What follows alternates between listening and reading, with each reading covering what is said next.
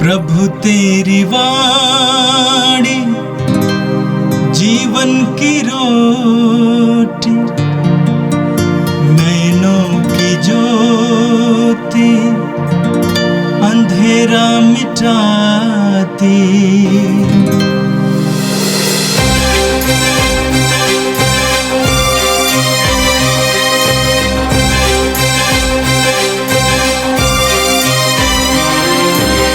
प्रभु तेरी वाणी जीवन की रोटी, नैनों की ज्योति अंधेरा मिटाती।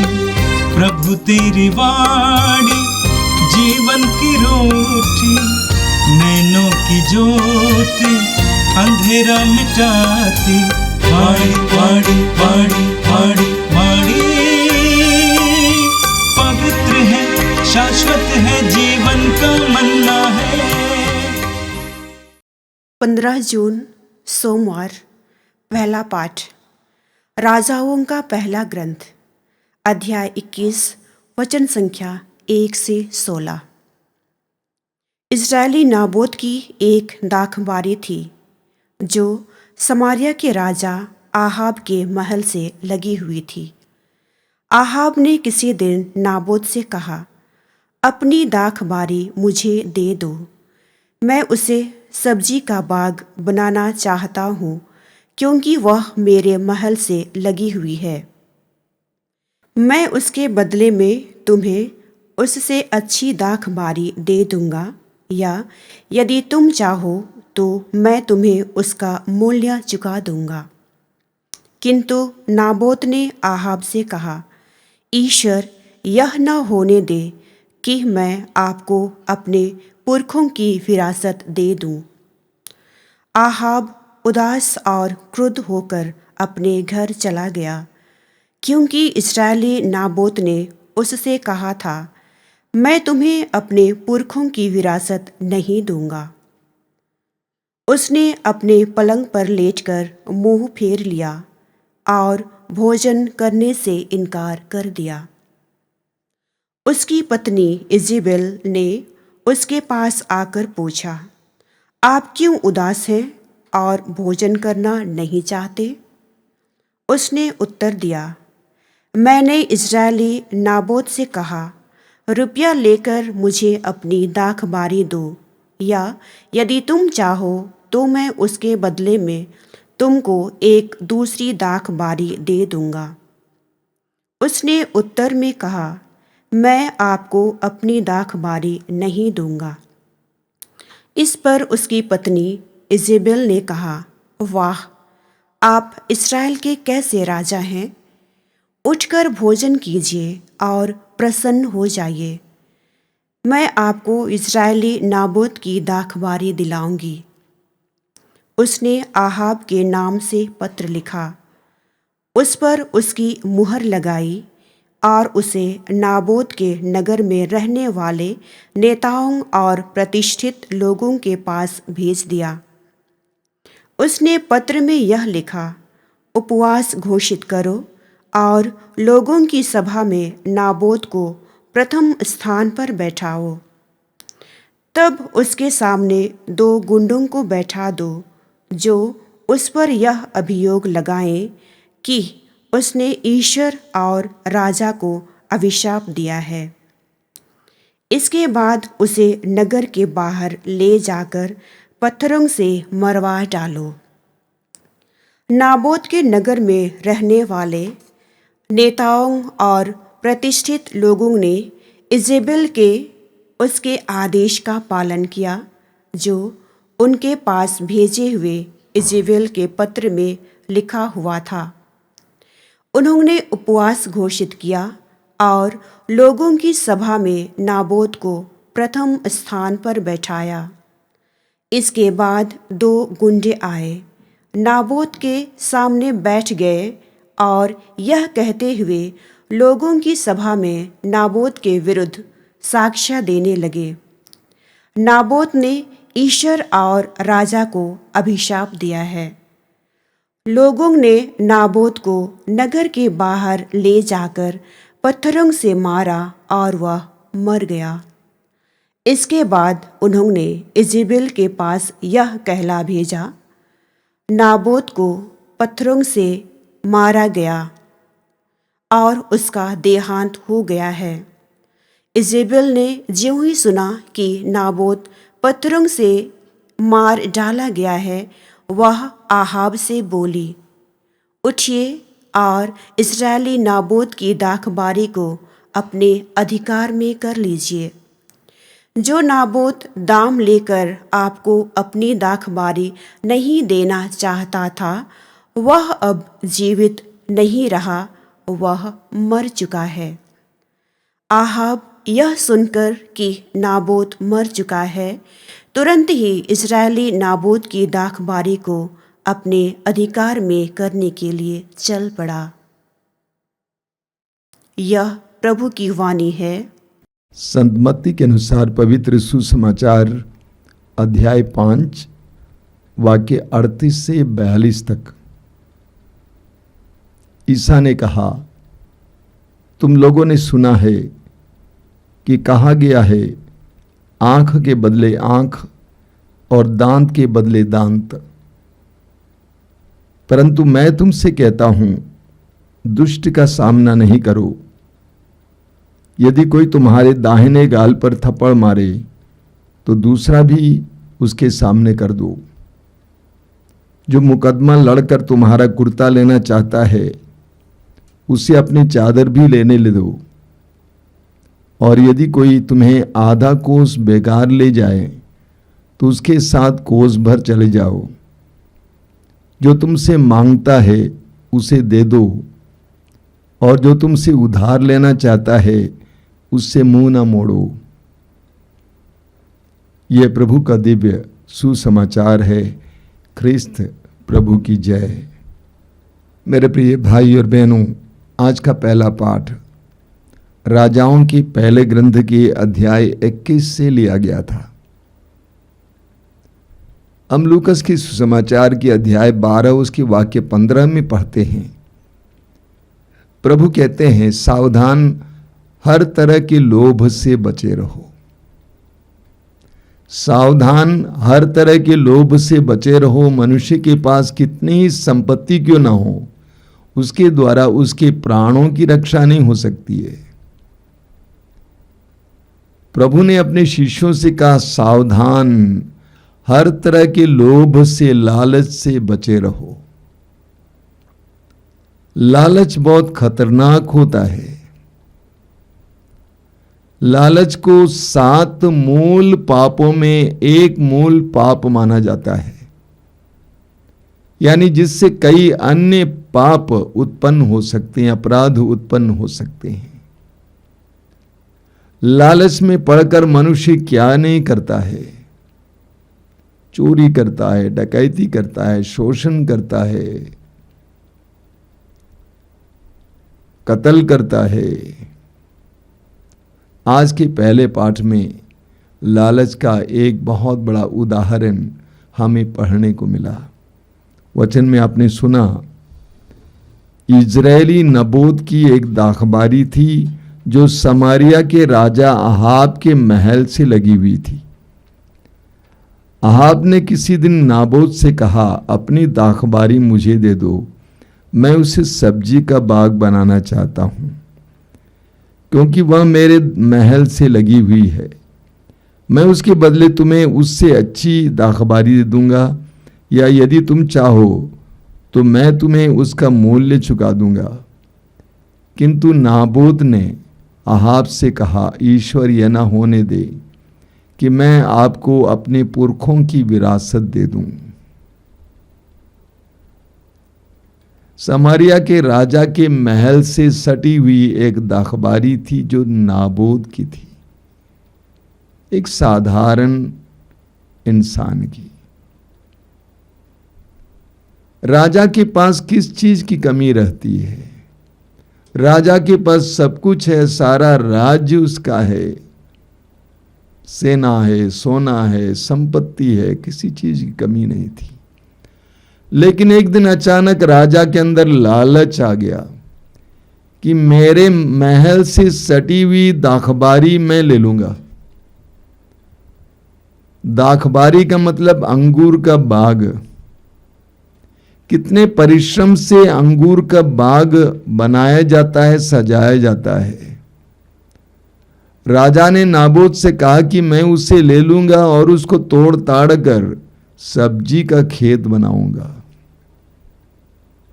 लेकिन नाबोत ने कहा, ईश्वर यह ना होने दे कि मैं आपको अपने पुरखों की विरासत दे दूं। ये तो मेरे पुरखों का दिया हुआ है, कैसे मैं आपको दे सकता हूं। मेरा दिल इससे जुड़ा हुआ है, मेरा परिवार इससे जुड़ा हुआ है, क्योंकि ये मेरे पुरखों की जमीन है, मैं आपको कैसे दे सकता हूं। राजा बहुत क्रोधित हुआ, उदास हुआ, खाने से इनकार किया।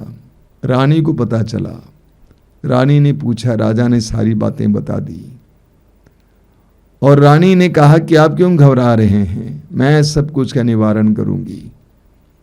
रानी ने राजा के नाम पर एक खत भेजा नाबोत के नगर के वासियों को और प्रतिष्ठित लोगों को कि उपवास घोषणा करो और एक सभा बुलाओ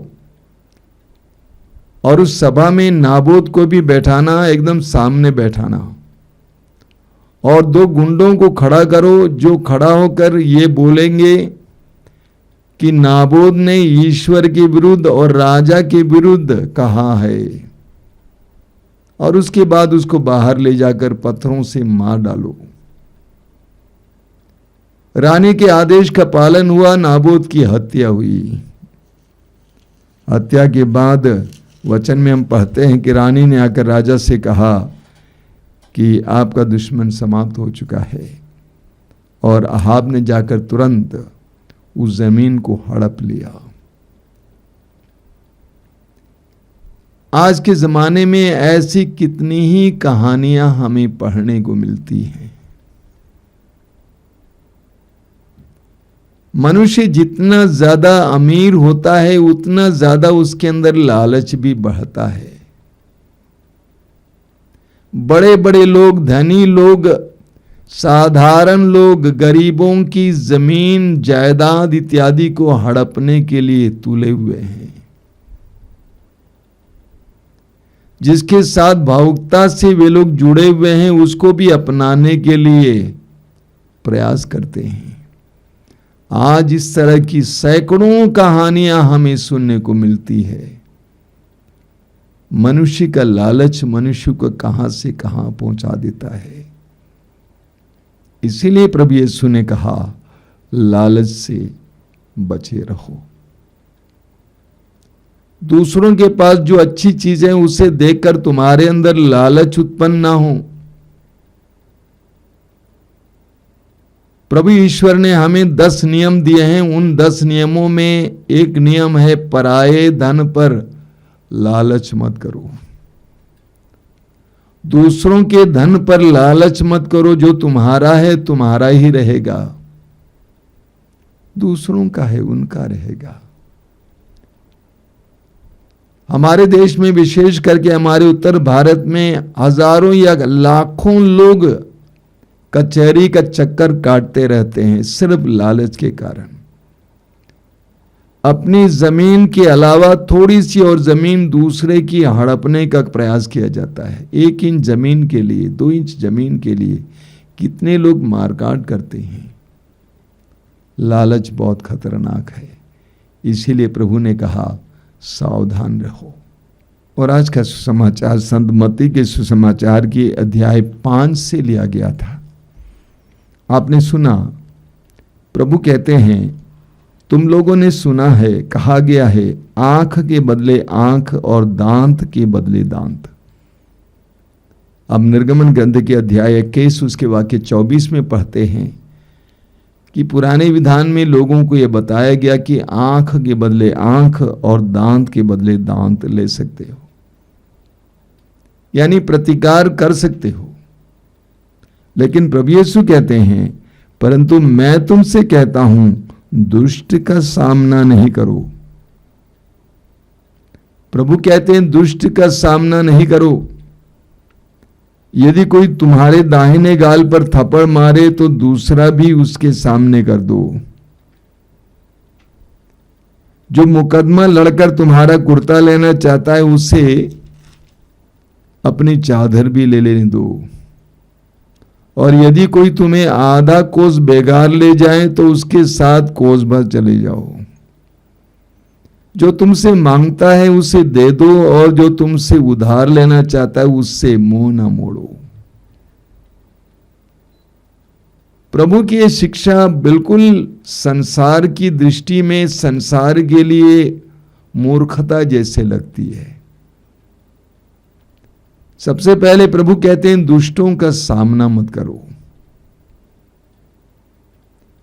हमें अपने इज्जत के लिए, हमें अपनी आजादी के लिए लड़ने की आवश्यकता जरूर है, लेकिन प्रभु कहते हैं लेकिन तुम दुष्टों का सामना नहीं करोगे। अब आज के पहले पाठ को उठाइए। जब नाबोत को पता चला कि ये राजा दुष्ट है, राजा कुछ भी कर सकता है, तो नाबोत को अपनी जमीन, अपनी दाखबारी, हालांकि अन्याय है, उसको दे देना चाहिए था और उसको दूसरी दाखबारी मिल जाती या उसके लायक पैसा मिल जाता। राजा दुष्ट था, राजा की नजर सही नहीं थी, राजा लालच के वश में था। नाबोत को यह जानना चाहिए था और दे देना चाहिए था। अब नाबोत को क्या फायदा हुआ? ना दाखबारी मिली, ना अपनी जान बचा पाया। इस दुनिया में कभी कभी हमें लड़ना पड़ता है, लेकिन कभी कभी हमें झुकना भी पड़ता है। जब हमें मालूम है कि हमारा दुश्मन दुष्ट है, वो किसी भी मूल्य को नहीं मानता है, तो उसके सामने लड़ना मूर्खता है। इसीलिए प्रभु कहते हैं कि लेने दो, चादर भी दे दो, एक गाल पर थप्पड़ मारे दूसरा गाल भी दिखा दो। प्रभु की शिक्षा का पालन करने के लिए हमें काफी मात्रा में भरोसे की जरूरत होती है। यीशु ने स्वयं अपने जीवन में यह करके दिखाया।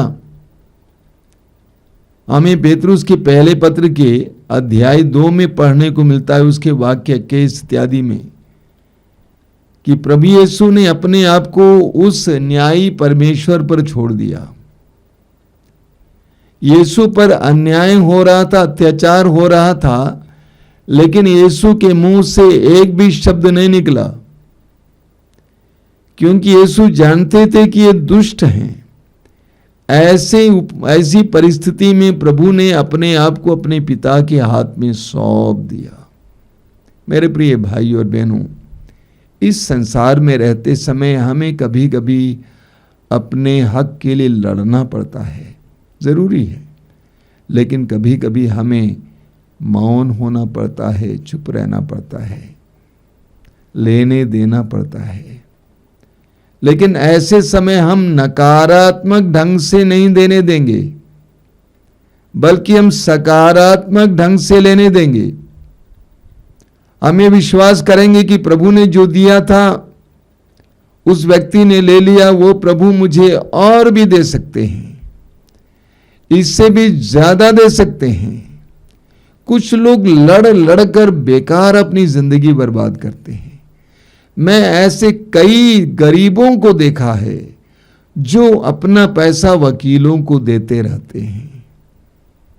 एक टुकड़े जमीन के लिए इतने साल से लड़ रहे हैं, जितना पैसा वकीलों को दिया है उतने पैसे से उससे भी बड़ी जमीन वो खरीद सकते थे, लेकिन लड़ रहे हैं। तो हमें जानना चाहिए कहां लड़ना है और कहां झुकना है। और जब भी हम झुकते हैं, विश्वास के साथ झुकेंगे कि प्रभु मुझे इससे ज्यादा देंगे। मैं आपके सामने बहुत सारे उदाहरण रख सकता हूं, लेकिन यह रोज की रोटी है, इसीलिए कम समय में वचन बंद करना है।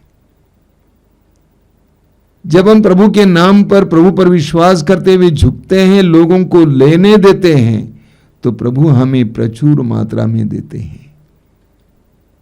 हमें प्रभु से प्रार्थना करनी है आज कि प्रभु मुझे प्रज्ञा का वरदान दीजिए, ताकि मैं जान सकूं कि मैं कब लड़ूं और कब झुकूं। आइए हम प्रार्थना करें। प्रभु यीशु धन्यवाद देते हैं आज के सुंदर दिन के लिए, आज के पाठों के लिए धन्यवाद देते हैं। तू हर रोज हमें नई नई शिक्षाएं देता है। तू हमें बताता है कि कब हमें झुकना है, कब हमें लड़ना है। प्रभु हमें प्रज्ञा का वरदान दीजिए। प्रभु हमें भरोसे का वरदान दीजिए। ए प्रभु यीशु इन वचनों को सुनने वाले मेरे भाई बहनों को आशीर्वाद देना। आज के संपूर्ण दिन में उनको तेरी कृपा का एहसास हो। हमारी प्रार्थना को ग्रहण कर, आमीन। प्रभु तेरी वाणी जीवन की रोटी, नैनों की ज्योति अंधेरा मिटाती। वाणी वाणी वाणी वाणी वाणी पवित्र है, शाश्वत है जीवन का मन।